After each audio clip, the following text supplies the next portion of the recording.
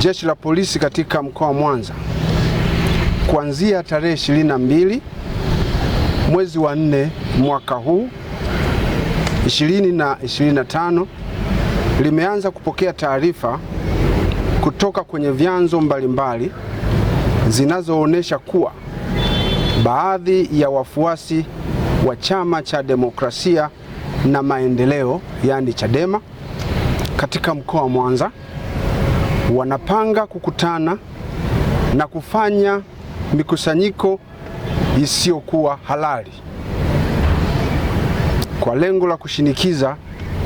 kuachiliwa huru kwa Tundu Antipas Lissu ambaye ni mwenyekiti wa Chama cha Demokrasia na Maendeleo Chadema Taifa, ambaye kiongozi huyo anatarajiwa kufikishwa mahakamani tarehe 24 mwezi huu mwaka 2025 jijini Dar es Salaam. Taarifa zinazopokelewa na Jeshi la Polisi ni kuwa wanawake na watoto wanashawishiwa na baadhi ya viongozi wa chama hicho kushiriki kwa wingi katika mikusanyiko hiyo isiyokuwa halali. Kutokana na taarifa hizo, Jeshi la Polisi katika mkoa wa Mwanza linawatahadharisha wananchi kutojihusisha kabisa au kushiriki katika mikusanyiko hiyo isiyokuwa halali, bali linawataka wananchi kuendelea na shughuli zao za kujipatia kipato bila hofu ya aina yoyote. Na Jeshi la Polisi katika mkoa wa Mwanza limeimarisha doria za askari katika maeneo yote ili kuhakikisha kuwa wananchi hao wanaendelea kufanya kazi zao kwa usalama na amani, na wale ambao watajihusisha katika mikusanyiko hiyo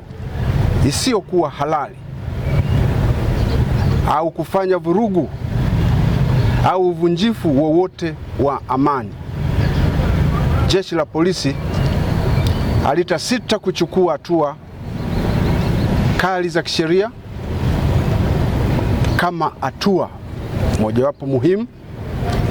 ya kulinda amani na usalama wa wananchi wa mkoa wa Mwanza.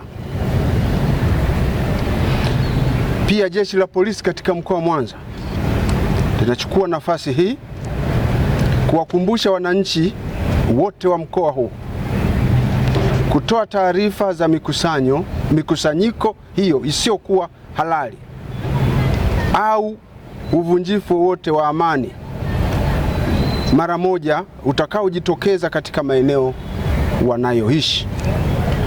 ili hatua stahiki za kisheria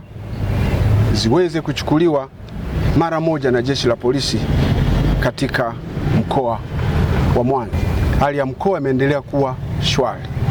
Kila mwananchi anao wajibu wa kutunza amani, usalama wa mkoa huu ili shughuli zao waendelee kuzifanya katika hali ya utulivu, usalama na amani.